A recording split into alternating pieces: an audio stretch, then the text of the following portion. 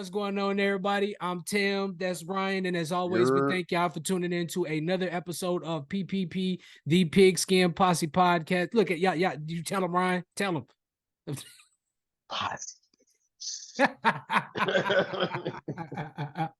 For sure. First and foremost, before we talk anything else, we would be remiss if we didn't congratulate Deion and the boys out there in Boulder, Colorado for this weekend, man. Congratulations to Deion Sanders, Coach Prom, for getting your first win at this level of college football. You know, all the rumors, he put all the rumors and all the trash talk to bed. And regardless of what y'all say, that was a ranked team. That was the team that played for the national championship last year, regardless of what the result was. They still made it, okay? But that's not the same team as last year. How many teams have won national championship was the same team after that? Ask LSU. Facts. Well, I mean, if you think about it, think about Bama. How it's been numerous times we say, I don't know. We don't know what Bama's going to look like next year. Look at Georgia the last couple of years. Georgia won a national championship. I don't know. You know, we'll see how Georgia looks next year. Stop with the excuses. Find something. Get a man his props. He won. None of this whole, well, they didn't return all their start. Dude, they returned 11 starters. 11. Stop with the nonsense. None of this was a problem before the game. None of this was a problem before Colorado won the game. So stop trying to find new excuses. Stop trying to find new excuses to discredit Colorado. Just stop. Just stop. It's just Deion hate. So I mean, if he can keep a quarterback in there, it looks like Mr. Shador Sanders is going to get drafted in the NFL. He might have to do another year just for all the naysayers and stuff. Plus, that'd be interesting to see his offense play in the Big 12. You know, with the high power offenses and whatnot. But right. Thus far, going off one game, 510 yards against the number 17th ranked team in the nation. That's a bad man. Yes, sir, it is. Boy. Speaking of Mr. Shador Sanders, let's talk about his stat line, shall we? 38 of 47, 510 yards, school record, by the way. 4 touchdowns, 100-plus yards, and at least 5 receptions, and 100-plus yards to 4 different wide receivers. Dylan Edwards, 5 receptions, 135 yards, 3 touchdowns. Travis Hunter, 11 receptions, 119 yards to go along with an interception on the defensive side of the ball. Xavier Weaver, 6 receptions, 118 yards. Jimmy Horn, 11 receptions, 117 yards and a touchdown. What more can you say, man? What more can you say? Where the rushing yards? They didn't really have a whole lot of rushing yards, and we kind of saw that coming because TCU did get a lot of Alabama recruits, so I didn't really expect them to come out running the ball a whole lot. I mean, we did see what Georgia was able to do passing the ball against TCU in the national championship, so I think Colorado came out and took that approach. Not to mention, I do feel like Deion and Shador wanted to come out there and prove that, hey, my dad's not protecting me. The level of competition, it doesn't matter who I'm playing. I can play just as well as any of these other quarterbacks. But I think Travis should get a little more recognition for what that man was able to do. Come on, bro. 11 receptions, 119 yards, and an interception in the red zone on top of that. If he didn't pick that was going to be a touchdown. Like how he was able to jump that route, and then it was people in the stands talking, throw it to Hunter the entire time. I ain't hear nobody talking. That stadium got so quiet after he picked that ball off. Quiet. The beautiful thing, I do a better job of being more alert. You are. I had a nice Friday night, and then I had to get up Saturday, but yeah. Yeah, you weren't the only one. I passed out myself. But yeah, man, shout out to TCU. They got it done against the number 17th ranked team in the nation. What was the final score? 48-45, I believe. With a last-minute drive. Yes, a last-minute field goal. So, no, not a last-minute field goal. Touchdown on fourth down. Mm-hmm. That was the biggest. I think the biggest play of the game was when it was like third or fourth and long, and he hit Travis for that contested catch right down the middle of the field. That was the biggest play of the game to me. Travis is a dog, man. Yes, he is. Yes, he is. That boy's a dog. But let's go ahead and transition over into the NFL, professional football. Week 1 is among us. Thursday night, we get the Chiefs versus the Lions. Before we talk about that particular game, I do want to discuss the Chiefs and the Eagles. I want your take of who you think has a better chance of getting back to the Super Bowl this year. Not saying that either team is going to get back to the Super Bowl, but what team do you think has a better chance of getting back?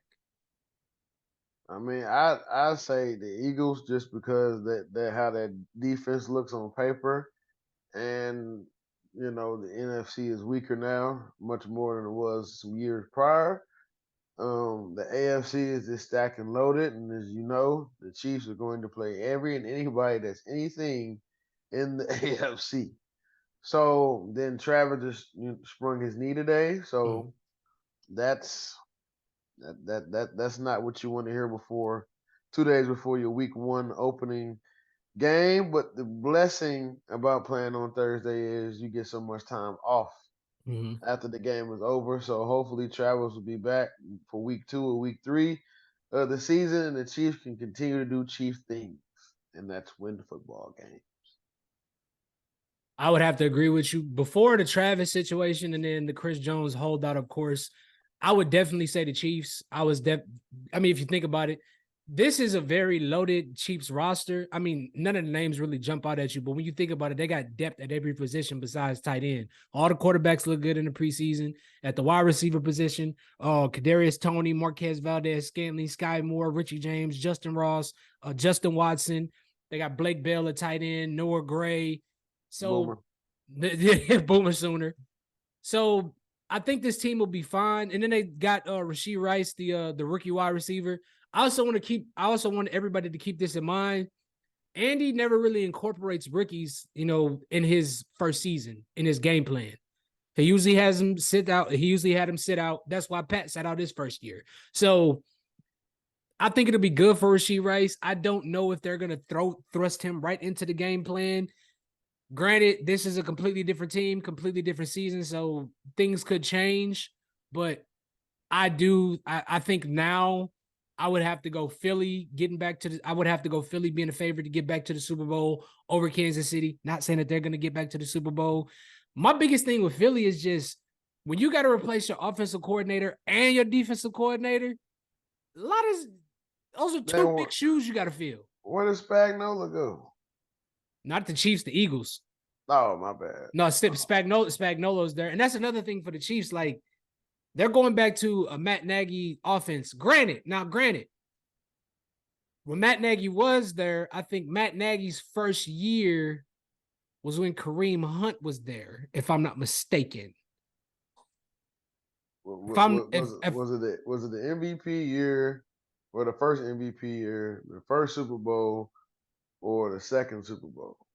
I think it was the first before the first Super Bowl. I think it was before Pat took over. No, that's the MVP year. I think no. That was the year.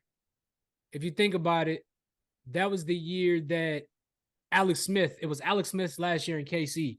You saw the year Kareem Hunt had with Matt Nagy as his offensive coordinator. So I am looking for Isaiah Pacheco to make a huge jump. I'm all the way out on Clyde Edwards-Helaire. I've given up on that hype train, but I definitely think Isaiah Pacheco has a big year, especially with Matt Nagy as the offensive coordinator. So I think the Chiefs will be okay. They're gonna hurt. They're gonna go through some bumps in the road. It's not gonna be like previous seasons, but I think they'll be okay ultimately. Yeah, I mean, with success comes challenges. Challenges meaning new player personnel, new coaches, so new philosophies, new personalities that might end up clashing or take a minute to get on the same track with one another. But I feel like this team is filled with a lot of guys that's been around for all 3 Super Bowl runs still. So there's a certain level of I want to say veteran presence. So they'll be fine. they'll be fine. You know, Chiefs always. What's going on with the Chiefs? And they start winning football games, and everybody shut up. So it's okay. It's okay. It's just week one. They are playing Detroit, a scrappy Detroit team. So it does give you a reason for cause for concern. But I mean, it's ring night. I mean, well, they putting up the banner and all that good stuff. So um, they'll be fine. I feel like I don't feel like emotions would be too high. And going to transition to the Eagles, they get a new offensive coordinator, Brian Johnson. He was the QB coach the last couple of years. He has known Jalen pretty much his whole life. Not to mention they have said that there's not much that's going to change in the offense, that they're going to run a similar, pretty much what they did last year. Sean Desai, the new defensive coordinator. He was the former Bears and Seahawks defensive assistant and assistant coach. He also coached the Seahawks defense at one point in time. Last year, he was the Seahawks defensive coordinator. I don't know. The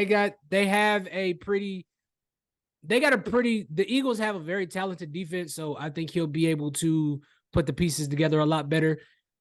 And I still think the Eagles defense is going to be great. Nobody's going to be running the ball on them with them two big horses they got in the middle of the defensive line. So it'll be interesting, man. It'll definitely be interesting. I do love all the pieces on this Eagles defense more than I have with the defenses that he's had in the past. So we'll see. We shall see.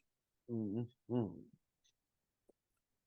Moving on to one of the most intriguing teams of this offseason, we got to talk about the Jets' ceiling this year.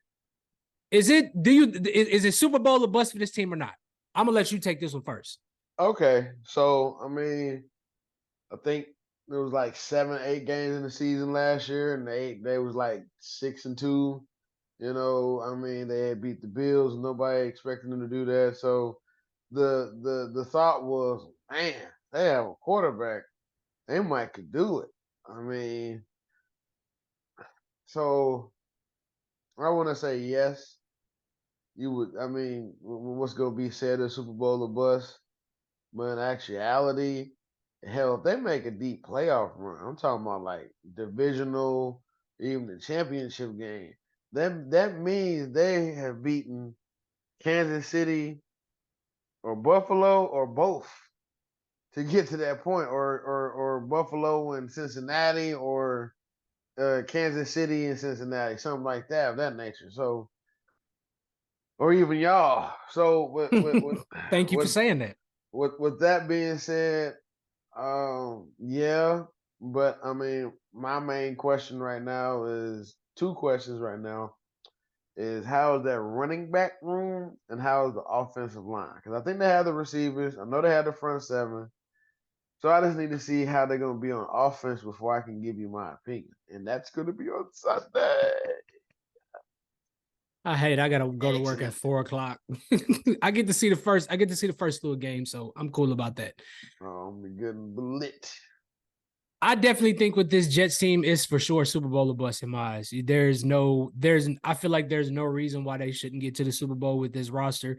I mean, come on, bro. You can have the defensive rookie of the year and the offensive rookie of the year of the same team returning. Mm-hmm. Literally, their only problem last year was the QB was incompetent QB play. So with the addition of Aaron Rodgers and with the addition of Dalvin Cook, I see no reason why this team shouldn't at least get to the playoffs. Mm-hmm. And the same with Aaron Rodgers. The last year, everybody kept talking about, the lack of discipline not the lack of discipline, but the lack of, a number one receiver in that Packers wide receiver room. So they got off to a slow start. The defense played well, but they got off to a pretty slow start, pretty much because Aaron didn't have an instant connection with all the young guys in the wide receiver room. And when you look at this Jets roster, I mean, come on, putting Aaron Rodgers with these guys, you got Dalvin Cook, you got Breece Hall, you got Garrett Wilson, Quinnen Williams on the defense, Sauce Gardner. Sauce Gardner was an All-Pro and a Defensive Rookie of the Year last year. C.J. Mosley, Jordan Whitehead, Adrian Amos, Billy Turner, and Aaron Rodgers gets Nathaniel Hackett back, who helped him win 2 back-to-back MVPs, and who helped him get to the conference championship So at this point, there's no excuses for this team. You done brought Randall Cobb. You brought Randall Cobb, half the people from the Packers you like with you. Billy Turner. So, all right, bro, it's on you. But I mean, like, from watching Hard Knocks and everything, I mean, like, I don't want to like bite off what everybody else is saying, but like, he does seem rejuvenated. He does seem happy to play football again. He seems like he's really cool with his players already. So that's what you need, you know what I'm saying? How they talk about him, Yeah. like, oh yeah. So that it's like Jordan is there. Yep. Yeah, I mean, I personally can't wait. I mean, this kind of gives me like, you know, the Rex Ryan days type feel. What are those Jets gonna do? So I mean, I don't know about the Chris Martin days. I was just simply too young for those. But Curtis Martin.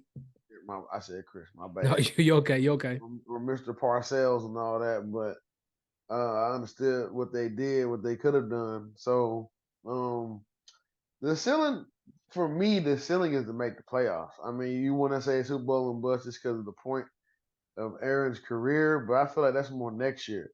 If they put down the foundationary steps, then they can really have a for real shot for next year because then everybody will be more hungry and there'll be a different atmosphere in the locker room.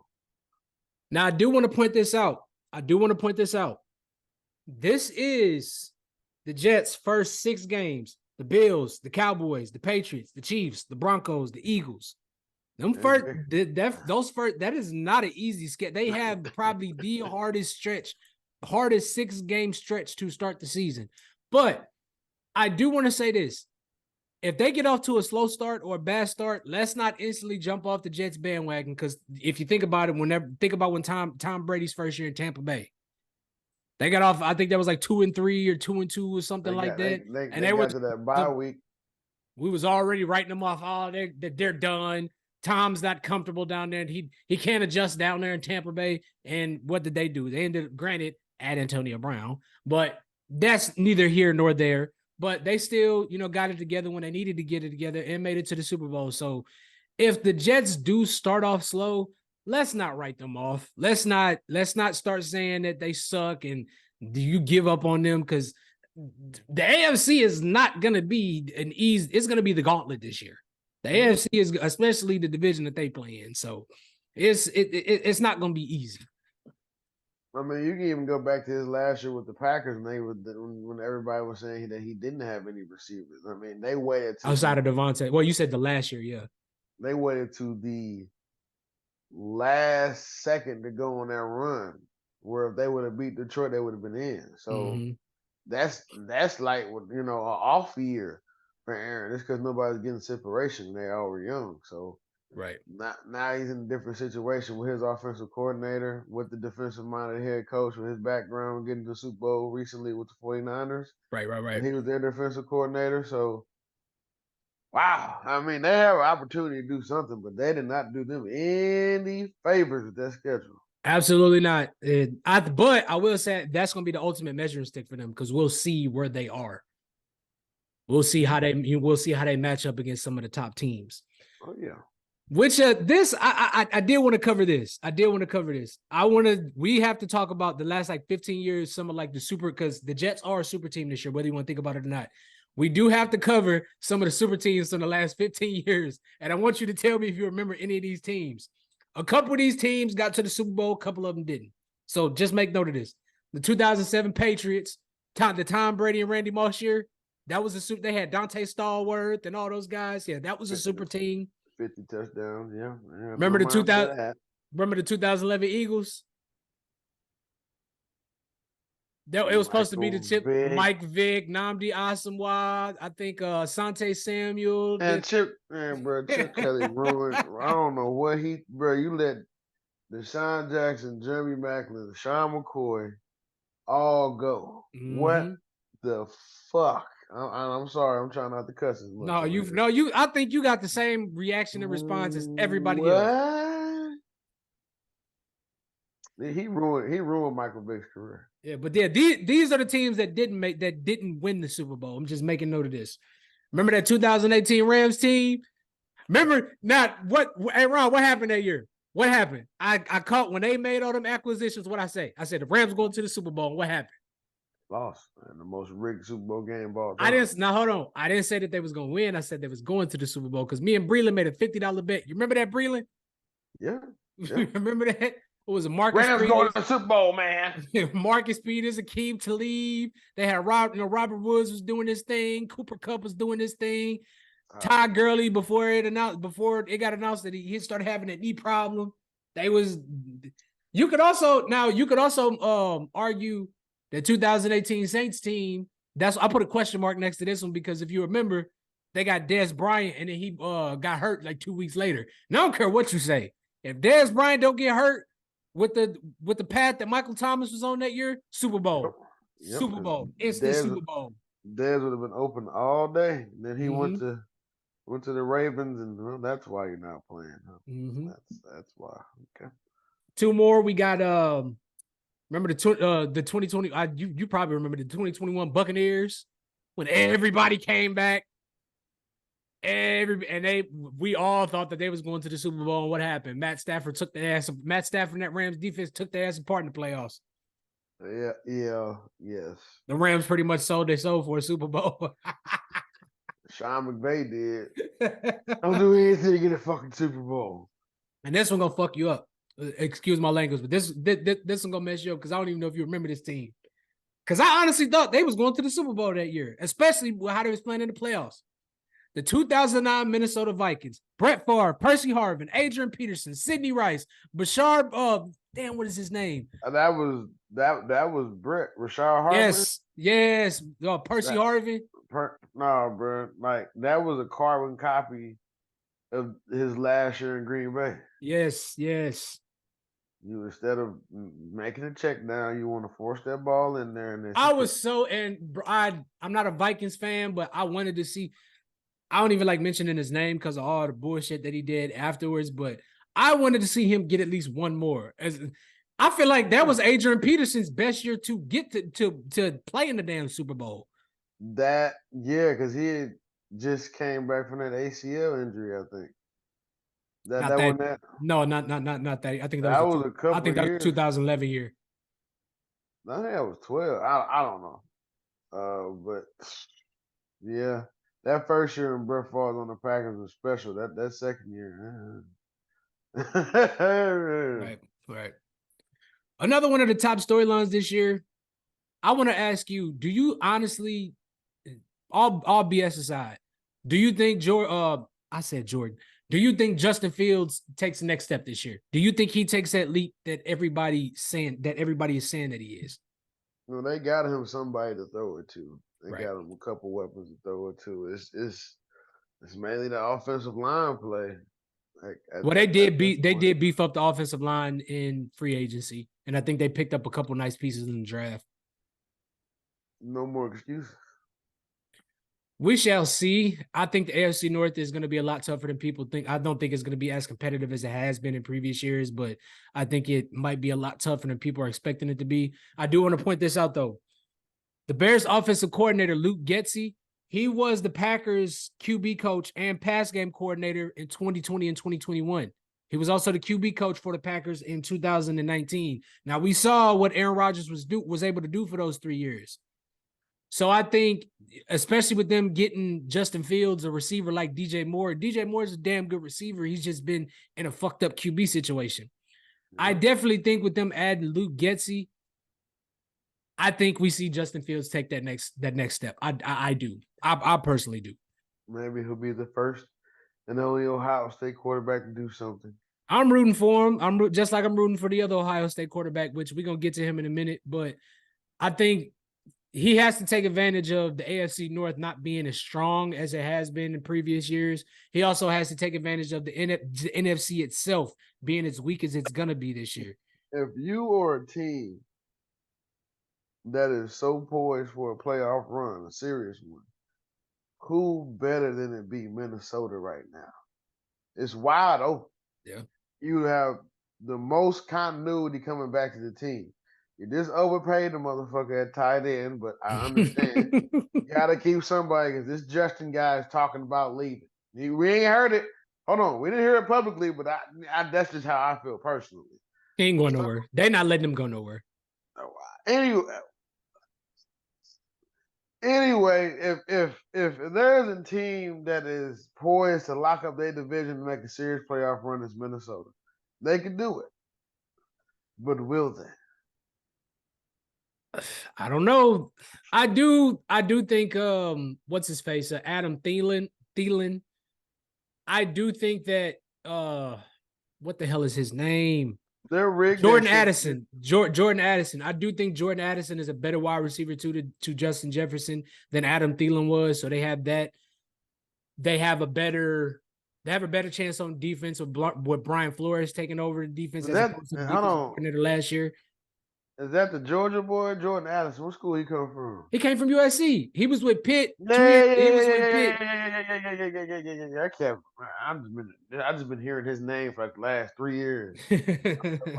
Jordan Addison. And they got what? Yes. Yeah. That's why they paid tight end. We're gonna do something. Why'd you let go of Cook? That could have had like 4 receivers, 1,000-yard receivers. I think they let go of him because they gave him that contract, I think last year or the year before, and I think they're trying to figure out how they were going to pay Justin Jefferson because they're trying to do what they can to make him one of the highest paid wide receivers in the league. Not to mention they still got that quarterback they still got the contract that they gave quarterback Kirk Cousins that's probably still hindering them. Boy. But the Vikings, honestly, I don't see them being as successful as they were last. I mean, last year they got lucky in a lot of games, but I don't see them being as successful as they were last year because they don't have Dalvin Cook. Alexander Madison is not a bad running back, but he's not Dalvin Cook. And Dalvin Cook bailed Kirk Cousins out a lot of times. It take 3 yards and get you 50. That happened a lot last year. Kind of like Nick Chubb to Baker Mayfield. Yeah. Okay, yeah. He ain't doing it. Let me go ahead and break this run like I did on your fucking team in the Rose Bowl. Fair enough. Yeah. But yeah, the Vikings. Go ahead. Going back to the Vikings, not to get too far off topic, but whoever gets paid first, either Jefferson or Chase, is going to dictate who stays on their team. I don't think so. Bro, the Bengals they have to pay Joe Burrow, they have to pay Chase, they have to pay the other receiver, Higgins. and I think the tight end is up for some money. They just let go of P-Ryan. It's only so much that you can shove around, you know. Well, with the Bengals, I think the thing with the Bengals is I think they know T. Higgins is a wide receiver 1 playing behind, you know, he's a wide receiver 1 playing wide receiver 2 because Chase is that damn good. They're both good receivers, but I think they're gonna do him a service and let him walk, and because they're not gonna have the money to pay everybody on that offense. So I think they're gonna do him a favor and let him walk, let him test free agency because they're gonna keep Chase. Burrow and Chase they still have that college connection, so they don't want to fuck that up. We all know the Bengals don't want to fuck that up. So I definitely think Higgins leaves at the end of this season. Makes it harder for the Bengals, man. It does. I think it does. Makes it harder for the Bengals. Now we got to cover something that happened a couple weeks ago. Well, not a couple weeks ago. I think last week actually. Mr. Trey Lance, as much because I wanted to come on here and talk about the San Francisco 49ers QB situation, but Trey Lance was traded for a 2024 4th rounder to Dallas.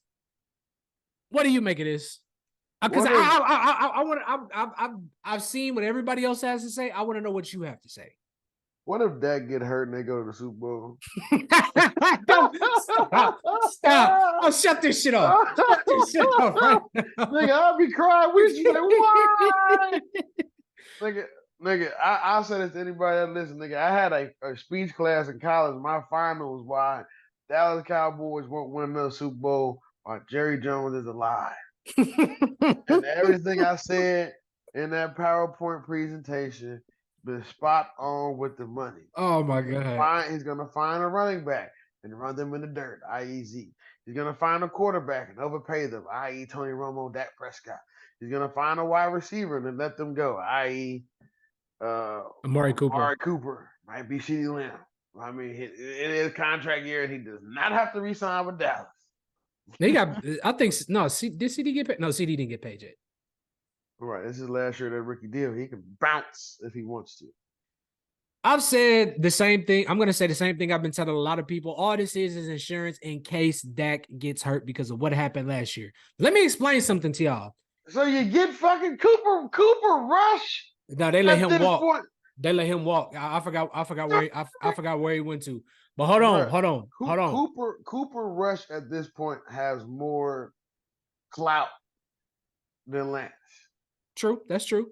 Your last time you played a full season, bro, you were in high school. Hey, you said it.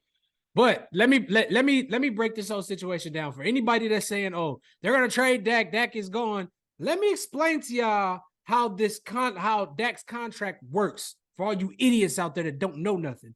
Dak is set to make 26 mil this year, 59 million next year, 36 million in 2025. If they let Dak, they can afford to let him go. If they let Dak go, if they let him go or trade him, that's 88 million in dead money for 2023. That is 61 million in dead money for 2024. Dak is stuck in Dallas until 2025. They're stuck with him. Okay. So get this thought out your head, or they're moving on from Dak. No, they're not. They got 2 more years. They are stuck with this dude for 2 more years. So all this move is I can't even call it a developmental process because do you really want Trey Lance learning from fucking Dak Prescott? Let's be honest here. But yeah, stop it. All this is it's an insurance policy. That's all it is. So I don't make anything of this move. You know, I'm glad to see Trey Lance get out of San Francisco because I think he just needed a fresh start somewhere else. He obviously wasn't going to start, but it was just time for him to go. Obviously, his confidence is obviously done. They done fucked up his confidence. So yeah, it was. I definitely think smart move by San Francisco. I don't like him going to Dallas. I'll say that much. For a 4th-round pick, and it's like at the same time, it's like, damn, bro. I get a season-ending injury. I come back and you trade me. Yeah. It's gonna fuck any player up mentally. Yeah, for sure. And let's just wait and see. Let's just wait and see how this all plays out. But yeah, your Cowboys fans, you're stuck with Dak. I'm trying to do my best Stephen A. Smith impression. Dallas Cowboys fans, you're stuck with Dak Prescott. Okay. Here's the bottom line. It's not like Lance had, you know what I'm saying, a great quarterback to watch from. Okay, in San Francisco. I mean, kind of like he just got here on his own merit. So I mean, like, if I'm dude, worst case scenario is I'll still have a Hellcat living back, you know, where I was at. I mean, I don't know what to say. This is a messed up situation. I definitely thought they was gonna keep him for another season, or at least trade him mid-season. This dude didn't even see the season start. Got traded. Yeah. So I mean, hey, you know, Dallas is Dallas. They're gonna do Dallas things. By the way, Ryan, I didn't mean to cut you off, but I don't know if you just saw this news. I wanted to get your I wanted to announce this to you. How do you feel about the Lakers just getting Christian Wood on a 2-year deal? You talking about that lanky motherfucker from Dallas? Yes. I mean, look, man, you need to bring that shit you was doing in Houston. Okay? Bring that Christian Wood. That shit you was doing in Dallas, don't bring that. Not unless it's, you know what I'm saying? Bring the Christian Wood in Houston. Well, we're gonna say we gonna save all that because we're gonna do an NBA preview episode for sure. We just got young as fuck this offseason. We're probably like the 5th or 6th youngest team in the league now. Well, you saw what happened when y'all tried to go older a couple years ago. Well, last year, well, not this past season, but the season before that. So that was Brian. Let me get my guys in here and we gonna win it. And yeah, I don't know what basketball Robert Pelinka saw, but them trades worked. That's the first time. I mean, can you name me another time you seen a mid-season trade in basketball work like that? Not really. Not a whole lot. I'm like, damn, okay. Like you usually see it the next season. Yeah. All right. All right, moving on to the next subject. I want to know your opinion. Which rookie quarterback do you think is in the best situation? Not best situation, but which rookie quarterback do you think is going to have the best year this season? Going to have the best season? Mess around, be riches. You think so? I mean, like, I am so scared for Bryce with that horrible offensive line he has. And it's gonna be a rough go for Mr. CJ Stroud. It's just gonna be a rough go. I think the speed of the game and understanding the playbooks and where people are gonna be at. It's kind of messing with him. Now he might have figured out something. I don't know. Time will tell. That's why you got a whole season. But Richards, like, he has a green light, so he's gonna make all of his mistakes.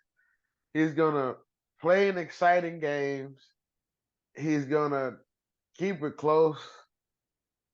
But I feel like his overall stats, what he's gonna average, is gonna get him the award. But I feel like he's gonna find cool ways to lose because he's a rookie, or he might come out here on some Mahomes shit and 5,000 yards, 50 touchdowns. He got the he got the arm to do it. He can throw for three. I could see that. 3,000, If you like 30. if you had to rank them, Bryce Young, Anthony Richardson, and CJ Stroud, how would you rank their outlook for the season? Their situation and outlook for the season together. I'm gonna go Richardson, I'm gonna go Bryce, and I'm gonna go Stroud because they all have a green light, but like there's just physically some shit Richardson can do that they just can't. Fair Like, enough. you know what I'm saying? Like, he's like a freak athlete. So he has the talent to definitely do it. Will he do it? I don't know. The season will tell. And Sunday begins, baby. Yes. Thursday, I'm sorry. I did have Anthony above both of these guys until I got to diving deeper into it. I hate this situation for Anthony Richardson. I absolutely hate it. Granted, on his behalf, on his side, he has Shane Steichen. We saw what Shane Steichen was able to do with Jalen. Not to mention, I don't know if a lot of people realize this, but Shane Steichen was also the QB coach and offensive coordinator with the Chargers for Justin Herbert's rookie year, that second year when he threw for like 5,000 yards. So he has a good coach. But when you look at everything around him, outside of Michael Pittman, who else is he going to throw the damn ball to? And then Jonathan Taylor's not there. Their defense is I have no faith in this coach's defense. So I think they're going to let him just kind of take the reins this year because they know he doesn't have a whole lot of talent around him. So I don't think he has the year that he like you said, he's gonna make losing fun. They're gonna be he's gonna be fun to watch, but they're gonna lose a lot of games. Granted, what works in his favor is they play in a really shitty division. So I think his bad play is not going to be as frowned upon. Oh wait, two of them play against each other. Yeah, they play. Yeah, him and CJ. I didn't even trip off that. Him and CJ are gonna play twice. Going back now, touching on CJ, I like CJ's. I put CJ at number 2, simply because I don't know if anybody knows this, but Bobby Slowick, their offensive coordinator, he's from that Shanahan coaching tree. The Houston Texans offensive coordinator, they got the offensive and the defensive coordinator they got the defensive coordinator as the head coach in Houston, and they got the offensive coordinator as the offensive coordinator in Houston. But yeah, I like CJ's situation a lot better than a lot of people are giving him, because Houston did beef up the offensive line. They give him a guy like Bobby Slowick, who we saw what San Francisco's offense has been the last couple of years. A lot of quick reads, a lot of quick one. So they're going to be trying to get the ball out of his hand very quickly. They have a lot of speed on that offense. I hope Mechie can get back to what he was when coming out of college. Nico Collins, he's a speedster. He still doesn't impress me as much. And he's very familiar with what they got with Tank Dell, and they got a nice running back, coming out the backfield. And then the coach, like, I can't say enough about D'Amico Ryans. I really think I think this team is going to be good. I think CJ, he's going to go through his rookie pains, but next couple years, I think they'd be a team to watch. I like Bryce the most out of all of them because I think he's the smartest QB out of this draft class. Mm-hmm. You know what I mean? He's the smartest QB, and I do love Frank Reich as the head coach. We know what he does with quarterbacks. He has a plethora of weapons out there. I know I talked about Adam Thielen being Jordan Addison being better than Adam Thielen, but I definitely think Adam Thielen is, a good wide receiver too. He has the guy to Ole Miss. What is his name? Jonathan Mingo. He has Terrace Marshall, DJ Chark, Adam Thielen, Chuba Hubbard, and Miles Sanders coming out of the backfield. And Hayden Hurst is there. His name doesn't jump out at you, but he's still a pretty reliable tight end. So, the future is bright for Bryce Young. But yeah, if I had to rank these guys' situations, give me Bryce Young, give me Bryce Young, CJ Stroud, Anthony Richardson. That's how I'm ranking them. Okay, cool. Now, next up, all three or two of them are SEC talents. Mm-hmm, for sure. South. Now you know yourself. I hate Big Ten I hate Ohio State quarterbacks because they come out of the Big Ten, and we all know the Big Ten does not produce a whole lot of QB talent. But I'm a big fan of CJ, and that's hard for me to say because y'all know I can't. I hate Ohio State with a fucking burning passion, but I do. I'm hoping I do like CJ, and I hope he can break that mold, break that stigma of Ohio State QBs not being good in NFL. I really do. Well, we got two of them in there. So yep. We'll see. Moving on, a subject that has been talked about pretty much for the last 3 years, Mr. Deshaun Watson. Now, do you think he gets back to somewhat of what he was when he was in Houston, or do you think he just hits the wall? Not hit the wall, but do you think this is going to be this season is going to be an ultimate failure for the Browns? I think he's gonna improve as the season goes. I do see Cleveland making that last playoff spot. But I didn't realize he only played like 6 or 5 games last year. That's not playing for a whole year. Yeah, basically a year and a half at that point. So that's not enough time for a quarterback to develop or knock some rust off. So he's had a whole off season hopefully with his wide receivers, with his team. They've been working on routes and getting that continuity together so that he can show all the naysayers wrong. I mean, I'm rooting for Deshaun because you know how I feel about black quarterbacks and the stigma that's really starting to be lifted now if you look around. Yeah, with the way the game's transcended. Yeah, so it's going to be interesting to watch Cleveland shock a lot of people this year. I agree for the simple reason that, all right, look, listen, man. For all y'all saying, oh, I don't know if Deshaun's going to work on this offense, and I don't think Deshaun's going to be this and Deshaun's going to be that. Look, man, the last time we saw Deshaun Watson play a full season of football in the NFL, his team was 4-12, and Deshaun Watson led the NFL in passing yards with damn near 5,000. Do y'all want to know who his wide receiver was? Listen to this. Brandon Cooks with, decent wide receiver. Partially Will Fuller. Will Fuller couldn't stay healthy.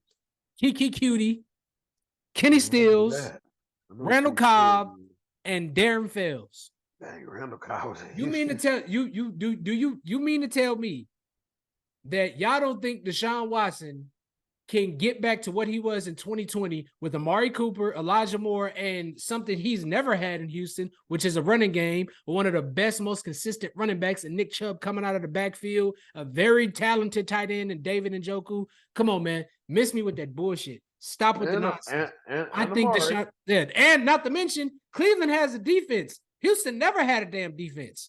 Never. We've never known Houston to be a defensive team. So I think Deshaun and Cleveland shock a lot of people this year, which also pains me to say because y'all, I'm a diehard Steelers fan and they are in our division and I have to see this dude twice a year. But putting my football fandom aside, I think this is the most, if you eliminate DeAndre, I think this is the most talented roster that Deshaun has had since coming into the NFL. Him having a full offseason, knowing he's going to play football, him having a full offseason. I think no suspension, none of no that. suspension. We week know one. he knows when he's playing. He knows he's not did like all the allegations and all that. That's all over. He can focus solely on football. Not to mention, he's playing in a city where they have nothing else to do. He's in Cleveland. What is there to do in Cleveland? No disrespect. If anybody watches us in Cleveland, no disrespect. You can go to a Guardians game or Cavaliers game. That's about it. Nobody talks about the nightlife in Cleveland. Just saying. I mean, Dave Chappelle's out there somewhere in Ohio. True. That's true. That's true. But yeah, man, I think Deshaun Watson, I think he's gonna be just fine. And I think the Browns are gonna shock a lot of people this year. I really do. Well said, my good friend. Moving on to the next topic. I want to know who's your sleeper team this year? Who's your sleeper team? Who you think is gonna be the team or teams? Give me two teams give me a team from the NFC and give me a team from the AFC that you think is gonna shock a lot of people this year.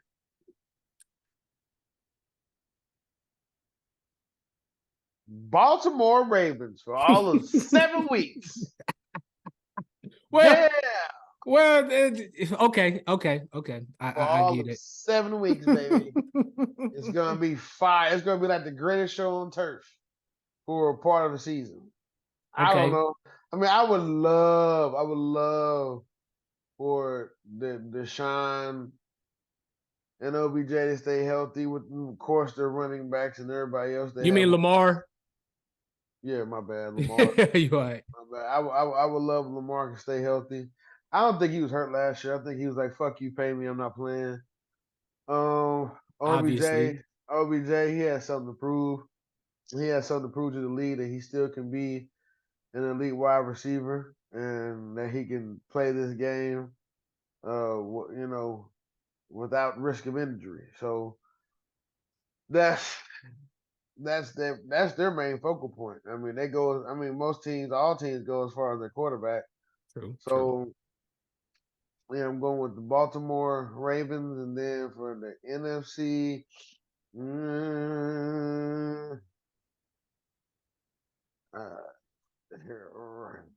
Tampa Bay. No, I'm playing. How dare you? I'm playing. No. Dare I say the 49ers? I wouldn't call them a sleeper team because they're favored to come. Yeah, they're coming out of they're favored to come out of the NFC. Why not? I'll go Minnesota. Why not? Why not? Why you got Minnesota? They're gonna be the 1 seed. Why you got Minnesota coming out? Because I feel like their division is wide open for them to win. They have no proven quarterbacks in that division. You got a first-year starter, a guy who's trying to gain some stability from leading the team to the Super Bowl to almost leading the team to being the playoff team with Jared Goff. Then you got a guy who has to prove something this year with Justin Fields. Then you got a guy who's done just about everything except for have a deep playoff run in Kirk Cousins. So with that being said, it's wide open for Minnesota to go ahead and do it. Why not? This also might be the year Minnesota goes like 5 and 13 or something. So I don't know. 12. I don't know. I'm gonna start with the NFC. My sleeper team coming out of the NFC is the New Orleans Saints, simply because the Saints have the easiest ranked schedule in all of the NFL. The NFC South is going to be very weak this year. Now, Tom Brady's not there. The Panthers are not going to be that good. The Bucs obviously are not going to be that damn good because I hope Baker does well, but nobody's counting on Baker. The Falcons, I think they're obviously going to be the other sleeper team, but the bigger sleeper team for me is the Saints, simply because they have the easiest schedule coming out of the NFC.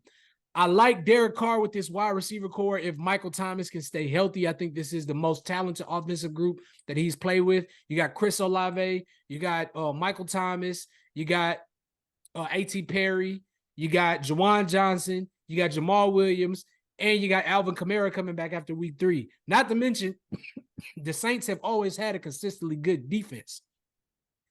And I think Derek Carr, I might sound a little crazy for saying this, okay?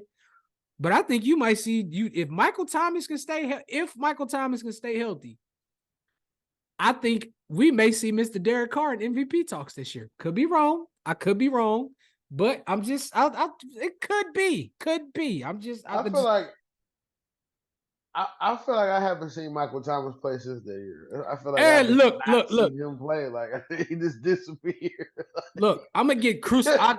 I'm gonna get crucified for this. I know I am because I just picked the Minnesota Vikings. When people heard it, because I know somebody's gonna find this on YouTube and I'm gonna get crucified for it, but I don't think Michael Thomas was ever hurt. I knew he was not. No, he was hurt. He was hurt. What you talking about, Tim? He was hurt, but I don't think his injury was as serious as he made it out to be, and I'm gonna tell you why. Look at that quarterback situation the last couple years. Man, I'm just saying. I think it was a case of I don't like what the fuck we got at quarterback, so I'm just not playing. I think that's what it was. And look, I'm not knocking the man, okay? Because if I'm battling an injury and I'm playing with these guys, I'm not going out there putting my health on the line either. Just saying. But yeah, that's how I feel. He said me because I feel the same way about Calvin Ridley. No punch buddy. No disrespect. No disrespect anybody that battles mental health. I mean, I'm an avid. I've gone through numerous spurts where my mental health really beat me down. But I think him using that whole mental health thing last season, last season before last, when he said he had to take the rest of the season off because of his mental health. I think it was the same thing. I don't like what we got at quarterback, so I'm not playing. Plain and simple. Keep these knees nice and sturdy. Then he got caught up with gambling on himself too. So then we go ahead and I feel like and look, man, I'm not against mental health. Mental health is a serious thing. So if you have mental health issues, please not struggle, but please go find somebody, get some help so you can get to that next level or back to yourself. But I feel like we've gotten to the point to where mental health, like every time a celebrity get in trouble, rehab, like so it's just like they're just they're just throwing mental health. I need help with they're just throwing that around.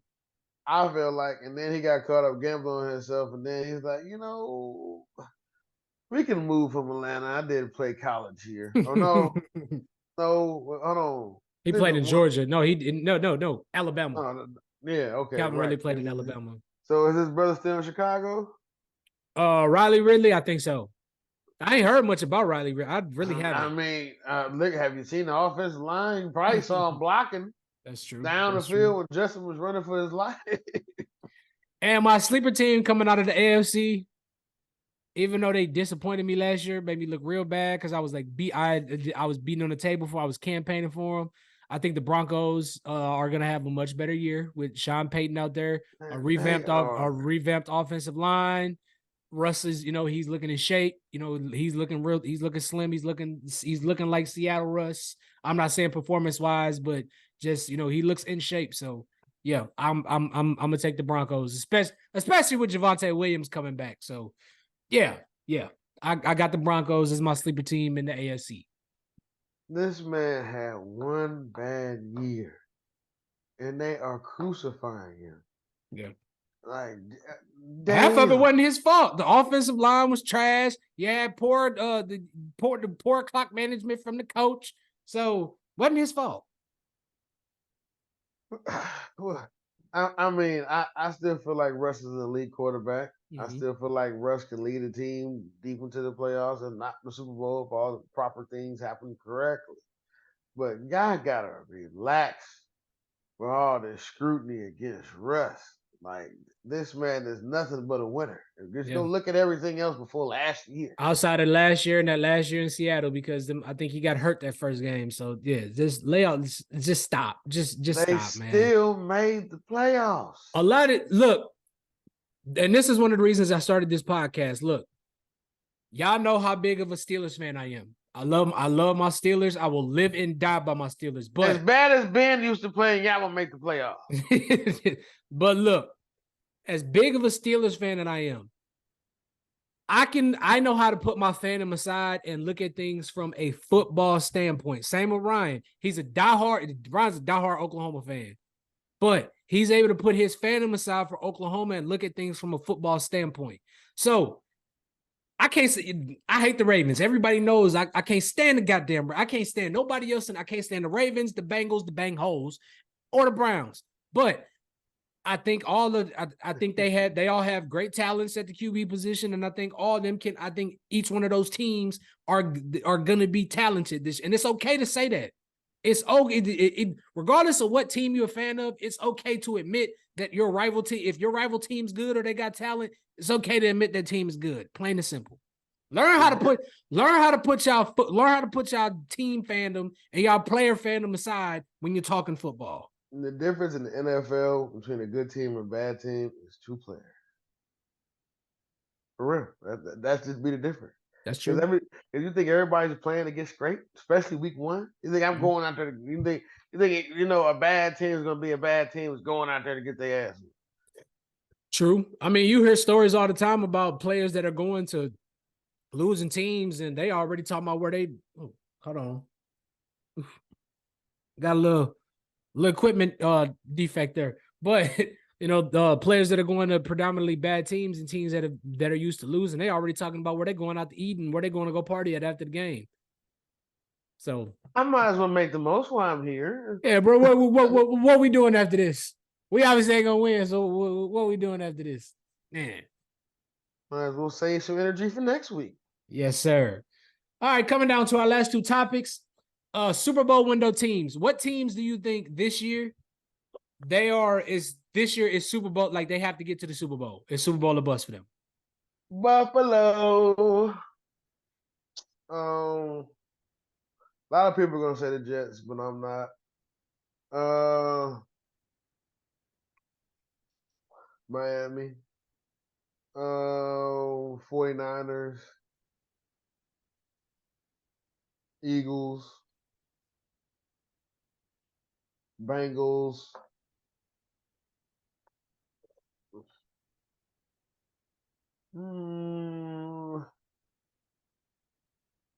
That's all I can think of right now. What do you got?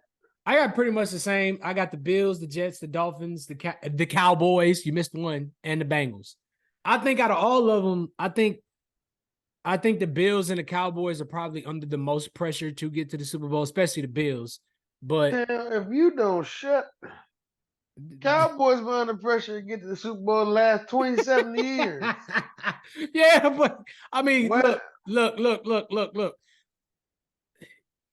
I hate the Cowboys. Yeah, come on, man. I'm a Steelers fan. I hate the fucking Cowboys. But do you realize the last time the Cowboys won a Super Bowl, I wasn't even born?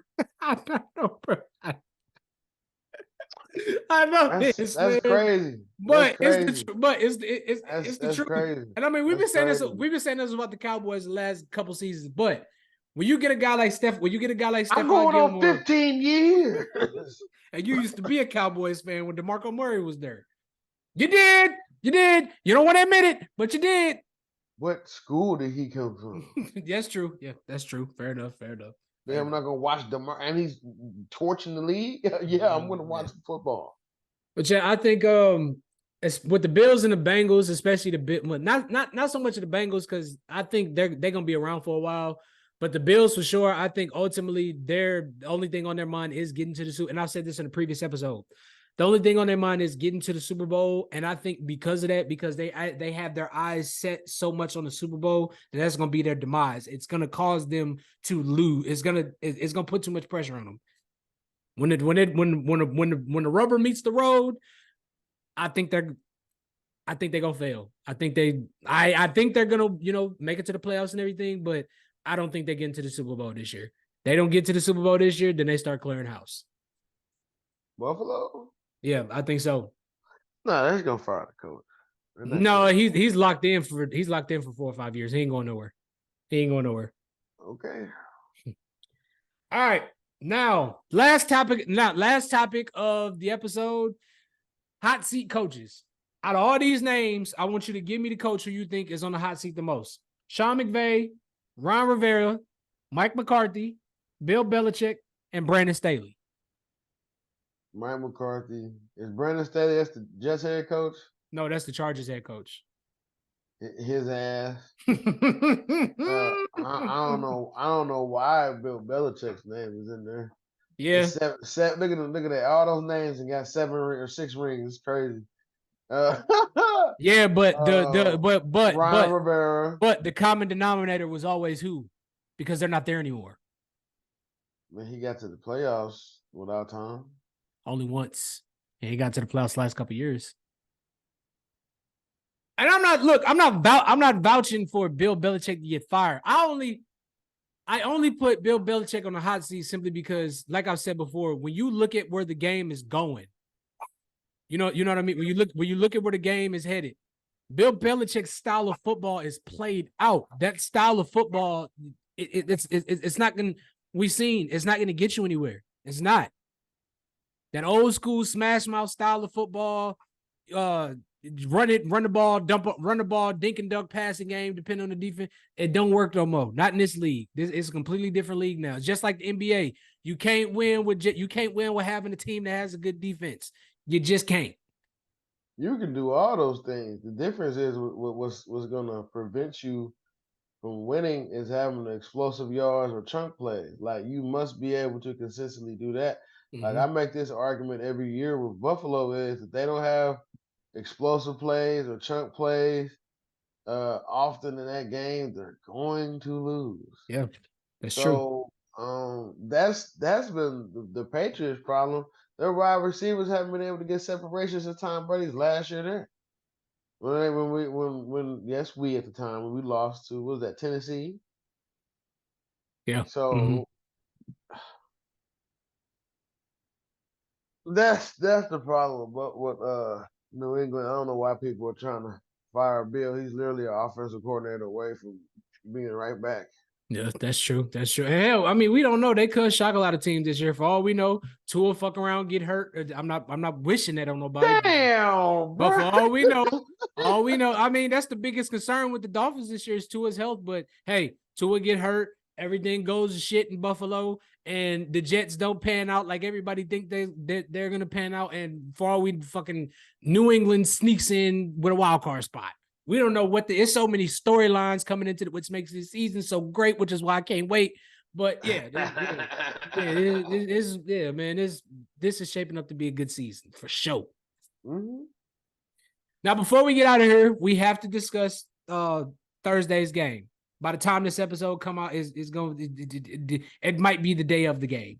But Thursday night's game, the Lions versus the Chiefs. Who you have winning? What's your final score? Well, now I have to take a moment to think. Because Kelsey's hurt and Chris Jones is out. Hey, whatever. Didn't he just do this like 2 or 3 years ago? I think so. Like, what's wrong with you, man? Well, rightfully so. You got to think about it. The man did have like I think 15 and a half sacks last year. He does have 2 Super Bowls under his belt and played in 3. Without question, he played a big part in the reason why the Chiefs were able to be successfully in getting back. But I just would have thought something they would have discussed. He is your star player on defense. Okay, so I'm gonna go 35-25 Chiefs. That's what I'm going for because I feel like Goff throws an untimely interception or it's a fumble or turnover on downs or something. Some type of trickery from Andy Reid. Something. It's always fireworks. The thing that scares me the most about the Chiefs is the fact that Chris Jones is not there. Another one of the defensive linemen, he's suspended because of the whole gambling thing, and now Kelsey's hurt.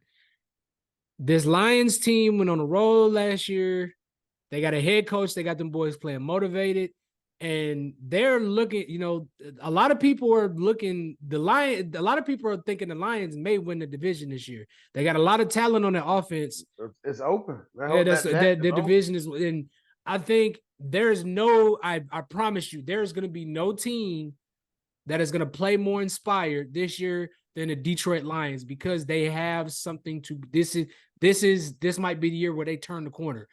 So, oh man. You see that? Hey, Tim, you see that motherfucker? It's over there. The corner. They ain't going over there. I'm like, damn, what you talking about? But anyway, they gonna keep it. They gonna keep it sexy. They gonna keep it sexy. I mean, now I feel like it's gonna be a close game, low key, like 28-27. Like, I don't know. I have no idea. It's gonna be a high scoring game because I'm still not.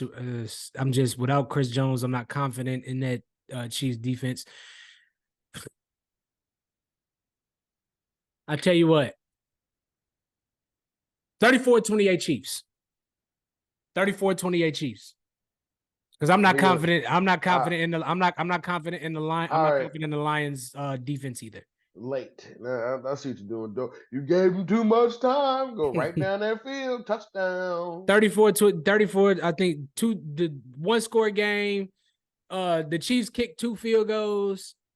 And yeah. Give me 34-20. I could be wrong, but give me 34-28 Chiefs. That's what I'm going with. That's pretty modest. That's pretty modest. I mean, we still got Blake Bell and Noah Gray. You know what I'm saying? And we got we got all the other 100 wide receivers they have on their staff. Hey man, on their roster. Pachinko, get your ass out there on the slot, nigga. I think that's what we're gonna see show out this year, for sure. Yep, for sure. They're gonna be a slot guy. We shall see. Yeah, Kadarius Toney is hurt too. Yeah, I'm fuck him. I don't give a shit about him no more. He quit his way out of New York, got a Super Bowl. Now he just don't give a shit. He's supposed to be a main part of the offense, but they ain't heard shit about him in the entire preseason. Hell with him. A, he was hurt. B, you didn't hear anything about him in the offseason before he got hurt. That's also good. Well, only thing I kept hearing about Toney is, we want him back. He's supposed to be a big part. He's supposed to be a big part of the offense. And look, man, you either need to eat right or get right with whatever the hell you're doing, because you're just you went from a budding superstar to I'm not gonna call you a disappointment just yet, but if you don't shine this season, I'm done with you, man. And if he has any talent, which he does, because I saw him at Florida, he can do exactly what Tyreek did. He just, but shit, Tyreek, you can tell Tyreek lift a lot of weights. Tyreek lifts a lot of weights, and he's a football player with track speed. So the football player playing track, not the other way around. that too. Yes. But anyway, man, we thank y'all for tuning in as always. Every week, man, please like, share, subscribe, tag your sponsors, whatever, because we're trying to get sponsors, so neither one of us have to work 2 jobs anymore. I hope y'all are looking forward to week 1 just as much as we are. So, Chiefs and Lions Thursday night. Please make sure y'all tune in, because I think that is going to be a crazy game, and I'm very interested to see what goes on this season. And as always, Ryan, it's always a pleasure doing this podcast with you week in and week out, and I will see you this weekend, brother. All right, man. And we out. Amen.